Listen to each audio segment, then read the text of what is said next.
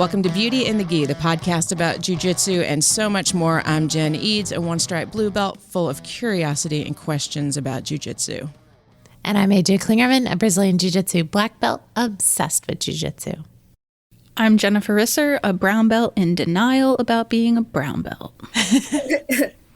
And I'm Nattie Boss. I am a black belt in Brazilian Jiu Jitsu, and I currently have a tickle in my throat, but I'm really excited to be here. We're excited to have you. Risser, would you like to do the honors? Yeah, so we have a very exciting announcement. Nattie has been with us through several camps, but she's taking on a new role this year.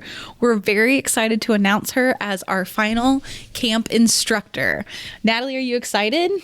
I'm so excited. It's been awesome being a part of the role model community and wearing different hats over the years, but I'm excited to step into this one as a black belt to share some jiu-jitsu knowledge. Yeah, let's talk about some of the things you've taught in the past at Role Model Camp. Yeah, so I've taught a couple breathwork workshops, as well as some nutrition workshops and some roundtable discussions, and also some other roundtables about just being a competitor and any other questions that people have asked in those roundtable discussions, kind of using my wisdom and experience to kind of answer. So it's been all over the board. And it's been awesome. So I'm really excited to continue to share my knowledge in those areas and then just kind of expand it into the jiu-jitsu realm, having been doing this for 13 years. Awesome. We're really excited to have you. You have really good jiu-jitsu. You're a very fun competitor to watch. So I'm really excited to see what you're going to teach this year. Thank you. I've been toying around with so many things. It's been in my dreams for weeks of all the different things I want to teach because, as you guys know, being teachers yourself, it's like, there's so much to teach. What do I want to start with? Yeah, and how do I make it accessible? And like, how do I fit it in the amount of time I have? It's a lot of things to consider. Yes. And I think, correct me if I'm wrong, but for my session, is it like 2 or 3 hours? Yeah, typically it's like 2.5 hours with like the warm-ups and any live stuff that you want to do as well. Amazing. That's like an instructor's dream.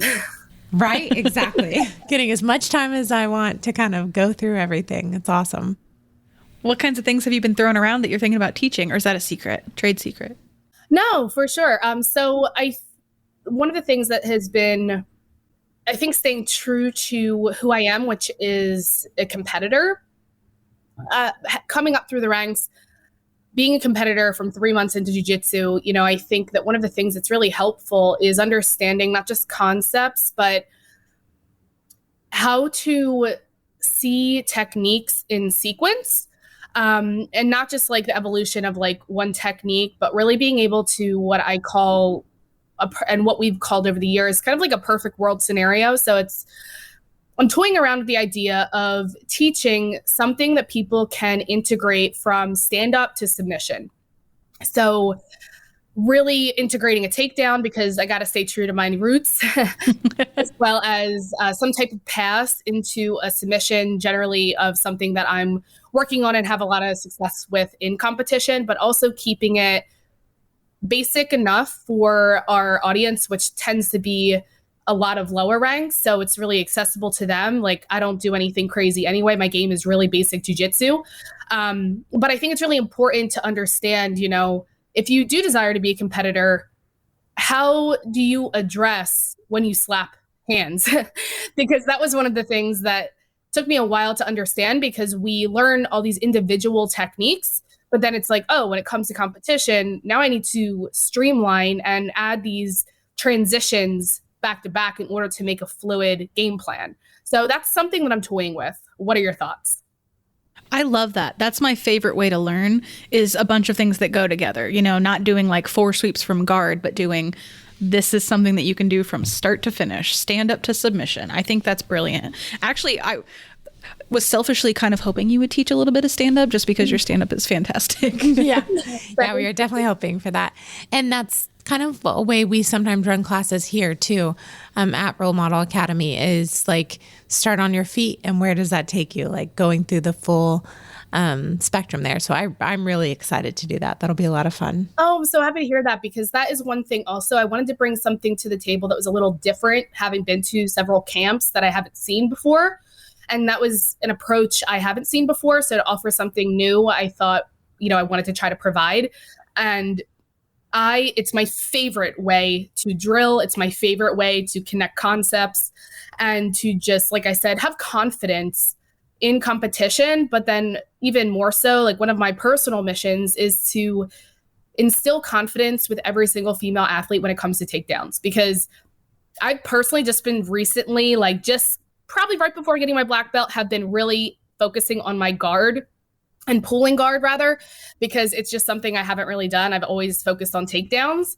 And I realize, having not just competed against, but also just in training, many people don't really know takedowns. And mainly it's because their instructors maybe aren't judo players or wrestlers. So it makes perfect sense that they probably wouldn't be taught that. But I do believe that it is so important to have that one up in competition, because if you can feel confident from the get-go and getting those 2 points, I mean, like really the ball is in your court for the most part.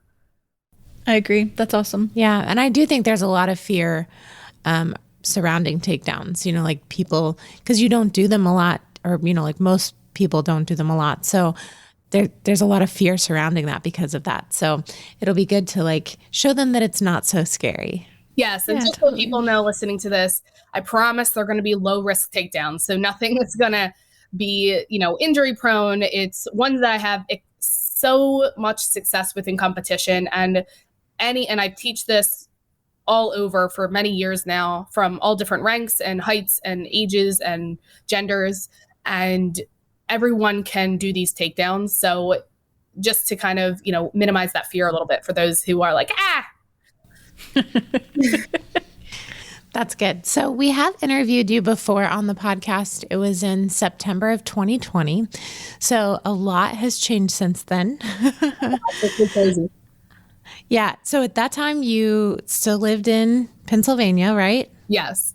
You didn't have a baby yet, though you were pregnant. And you hadn't gotten your black belt yet. So a lot's changed since the last time. What feels like the biggest change for you? Well, I think you hit the nail on the head with all of those changes. I think that, obviously the biggest change has definitely been having a kid, becoming a mom. That has been really life-changing and eye-opening and humbling. And the best thing for my jiu-jitsu, I think one of the things I really talk about a lot is how before having a kid, it was so much easier to have like self-imposed pressure, because it was only, I really only competed for myself and to prove myself to myself and what I'm capable of. And although that's still something I do when I compete, there's another layer to it that's really important. And it's how to handle success and failure, where it was really easy to be hard on myself because it was just myself. But having a kid, it really shifted my perspective of like, now what kind of role model, pun intended, what kind of role model and what kind of role model do I want to be for my son? How do I want him to handle failure? How do I want him to handle success? What do I want him to learn, having, about when it comes to competition, if he decides to compete or do jiu-jitsu. But if he does, something along the lines of like, how do you handle failure and putting yourself out there regardless of the outcome, and realizing that doesn't impact your self-worth regardless of what happens. And like, that has been just a visceral shift of like, it's so much bigger than me now. And so that is the biggest shift that has translated into my jiu-jitsu, because it immediately took pressure off of myself, which of course led to better performance. And it just helped me realize that jiu-jitsu, as much as it is my entire world, it's literally just jiu-jitsu. And there is so much more to life than just jiu-jitsu. And honestly, before having a kid, I really don't know if I would have believed that. Yeah. That's awesome. That's a great perspective shift for sure. How has your training changed since having a kid? So let's see. Obviously, in the postpartum stages, that was a little bit of a transition back. But I do believe that one of the things I often talk about is like controlling your controllables. And when I was pregnant, obviously in the midst of COVID. So that's another layer. But training was few and far between.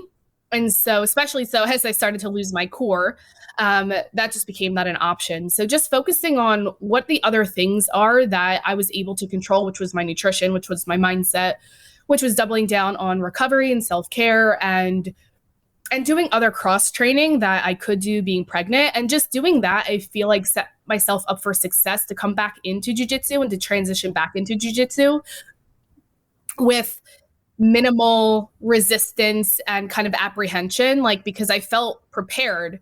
And I also gave myself grace to give myself time to just get back into it without any pressure of having to get back to where I was before I was pregnant. And releasing all of that pressure just accelerated my transition back into jiu-jitsu more smoothly and quickly. And I was able to compete 5 months postpartum and actually win. So that was really exciting because that was, I believe, no, that wasn't my first brown belt competition, but that had been my first competition back in like almost probably a year and a half, which was the longest I've ever gone without competing.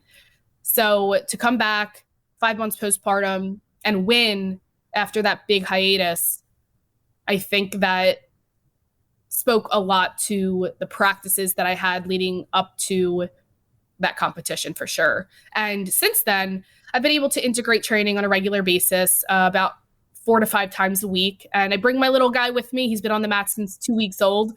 So he's definitely been starting jiu-jitsu in his own way, doing stand-up and base and trying front rolls now. He loves doing side shuffles, and he loves to run. So I remember him doing some running at camp. Yeah. He's so cute. I remember at Camp 2020, everyone was so impressed with you by how, like, you were just drilling so much and, like you were just really in it, even though you were pregnant. Like, I think you've always been kind of a model of like not having excuses, that you're going to figure out how you can best train for like your body or what's going on in your life. And I just think that's really impressive. Thank you. Yeah, I think that above all, I always listen to my body. And that's something that I'm always trying to instill in athletes, is putting down the ego, putting down these thoughts of the mind of that you're going to be behind, and really just shifting into like your journey is exactly what it's supposed to be. And it might not be what you had initially thought it was going to be, signing up as a white belt and the initial goals that you set, but the entire process is the journey. And once you become black belt, I mean, that's what you're quote unquote fighting for all these years leading up to it. And it's like, you really need to embrace every part of your journey because it makes for your story, and you're the only one that has that story. So if you really kind of push aside these like quote unquote setbacks or things that weren't, along the original plan that you had set out, like you're just really missing out on an opportunity to embrace that part of your journey. And that's something that I really didn't want to do. I really wanted to embrace all parts of it. And it gets to be my journey, as a brown belt in that case, and how I navigated that. And I just think that, as I said, kind of controlling those controllables, it's important to just always listen to your body, but also realize there's other things I can do that are going to support me. And let me just put my energy and attention into that, because I refuse to maintain a victim mentality. It's just something that I grew up a lot with, and I just found so much disempowerment in it. And it was something I knew I didn't want to experience. Yeah. Last time we talked about your 6 pillars of performance, which you've mentioned a lot of, like in this conversation, but not as the specific pillars. Would you like to go back through those and just tell me, do you think there's one that's more important than the rest, or do you think they're all pretty even? Yeah, I love this question. So to kind of dive into each of the pillars. So there's training, which can also be classified as movement. So this can be cross training, this can be jiu-jitsu, because this can be applied to people who also don't do jiu-jitsu, but that's kind of who I focus on. That's going to be like the intensity at which you train, as well as the duration at which you train. But basically anything involving training and moving your body and working out is your training pillar. Then we have nutrition, which is how you fuel your body. This encompasses kind of how you fuel your body, what you're fueling your body with, and how you fuel your body is more so the mindfulness piece of being intentional and present when you're eating and, not rushing your food and things like that. More of that mind-body connection aspect. The what is literally what you're fueling your body with. And the when is kind of timing, which is what I call kind of like a secondary advanced nutrition. This is really where the sports application comes in, of timing your meals and your snacks to allow you to have sustainable energy and optimize your digestion and recovery. And then we have self-care, which is all aspects of self-care, learning to take care of yourself physically, mentally, spiritually, emotionally, which is really, really important to set the foundation for the rest of the pillars, because how you view yourself is going to lend to the actions that you take that are either going to be self-honoring or self-destructive. And then we have mindset, which again is really how we think and the beliefs that we have, and then to the actions that we take and the self-talk that we have. So really addressing mindset and the limiting beliefs that we have and rewiring them is really, really important towards supporting the goals that we have. And then we have our recovery, which is the physical, mental, emotional recovery, learning how to balance training and recovery so that we have longevity in jiu-jitsu. That's something that's really important to me, is helping people reduce inflammation, helping people prevent injuries from happening, prevent reoccurring injuries from happening, and really just to be able to have jiu-jitsu in their life as long as possible and feeling good in that process. And there needs to be a harmony between training and recovery for that to happen. And then there's sleep, which is the most underrated pillar. And this is really important for allowing the body to do the work and to heal itself. This is where we heal. This is where we build strength. This is where our hormones rebalance and our mind can rebalance as well. And so just getting adequate quality and quantity of sleep is really important. And when it comes to all of these, they're all interconnected. You could probably think to yourself right now how when one suffers something, one of the other pillars, if not more, are going to also suffer.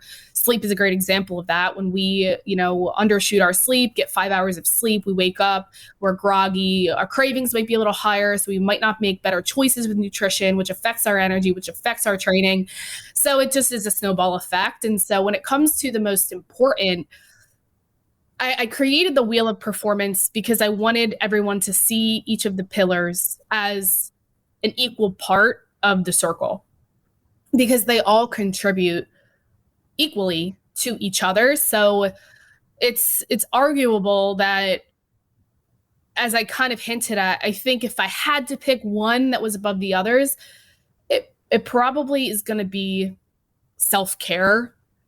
Because as I said, the way that we treat ourselves is really important. And that's on all fronts. Self-care on a physical aspect is going to be how we're fueling our body. If we're going to prioritize rest and recovery and listen to our body, so just like honoring the self is the most important thing that you can do on all of those fronts, honoring yourself emotionally, physically, mentally. And when you do that, everything else becomes a little easier. So if I had to pick one, I'd probably pick that. But I want everybody to know that they are all equally parts of the equation. Nice. I love that. I was just thinking every year, so this upcoming camp will be our 10th role model indie base camp. So our 10th big camp like this. That's amazing. Thank you. And every year, we always talk about, we want it to be our best camp yet. Like, not our best camp ever, because we always want to do better the next year.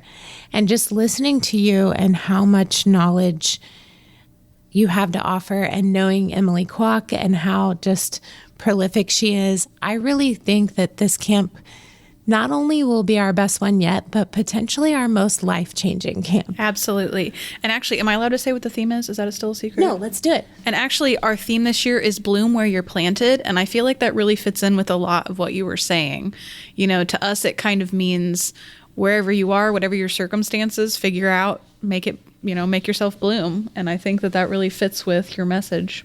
I love that so much. One of the things that I really believe in that I fell into the trap for a long time was many of us resist the present moment and resist where we are. And when we resist what is, that's where we are, is where we have the power to change. So when we're resisting the present moment, we're really just preventing ourselves from being able to, like I said, almost like step into where our power is and focus on what is in our ability to change. When we deny what our reality is, then we're just going to be in that denial, which means we're not going to be motivated to then take action. So I think that bloom where you planted is an amazing theme. And one of the things that I always come back to is that accepting where you are doesn't automatically mean that you're complacent. And that was like the biggest thing I had to overcome over the years. I had such a fear of acceptance because I felt that acceptance meant complacency, and complacency is one of my biggest fears, which is why I don't fall into that victim mentality. And like, I'm always constantly trying to like grow and improve. But what I realized was they are not one and the same. Complacency, if you have a desire within you to reach bigger heights and just to evolve into a better version of you, it has to come with accepting where you are in every single moment. But it doesn't mean that you're complacent. Complacency is just giving up and not having any desire to move forward. But you can still accept where you are and still work and strive towards the goals that you have while being in acceptance with where you are. And that's where you are in your life, where you are with jiu-jitsu, where you are in your body, where you are in your relationships. But acceptance is the first step. And so that, I think, is beautiful, to give people permission to bloom no matter where they are in their circumstances of life. That's fantastic. I'm so excited. Yeah, me too. I think it's going to be a great camp. So how are things going competing at black belt? You got your black belt fairly recently, right? Yes. September 1st, actually. I got it on the podium at Master Worlds, which was a beautiful experience. Shocking. And it took me a few days actually for it to sink in because I was still processing.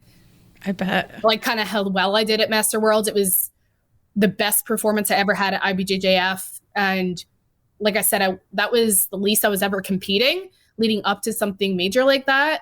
And it was my first Master Worlds. There was just so many like things going on. But since then, I'm really happy with my performance at black belt. I think getting my black belt was just this solidification that really allowed me to fully trust myself and fully trust in my jiu-jitsu. Because I trust my coach. And I know that, first of all, I've been doing it for 13 years. So at some point I knew that I was going to get my black belt.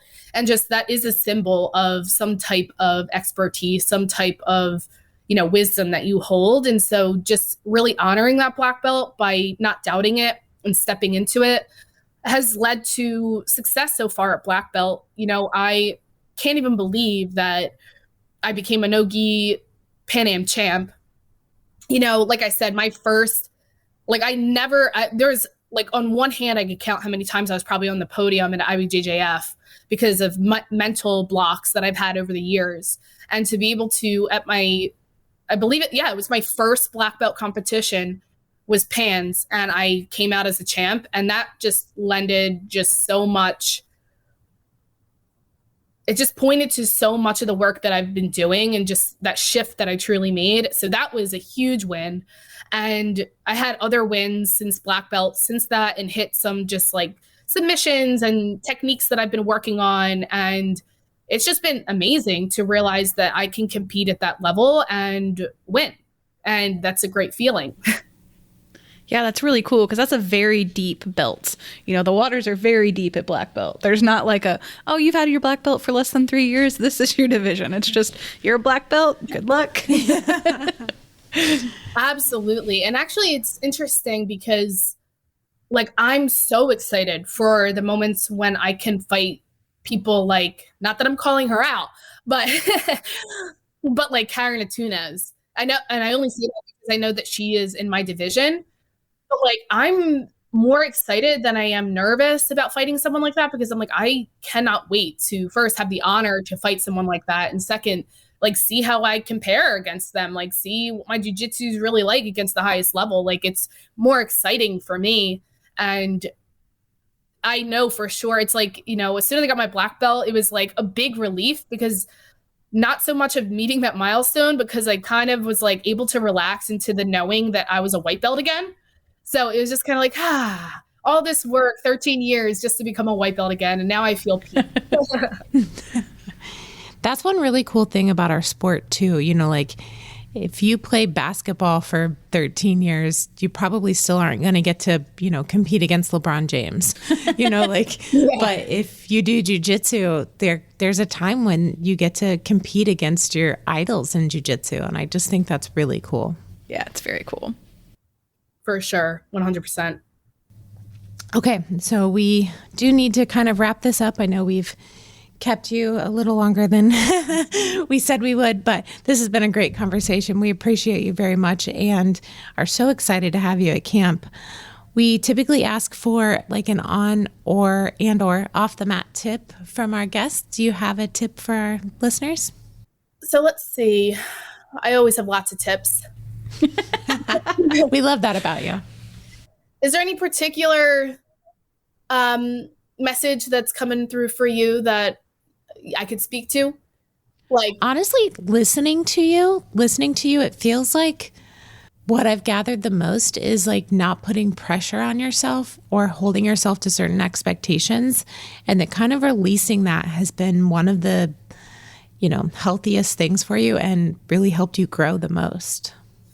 Yes, absolutely. So to end on that note, you know, I struggled with perfectionism for a lot of years. And so overcoming that has been the most liberating thing of my life. And that's where a lot of that self-imposed pressure comes from.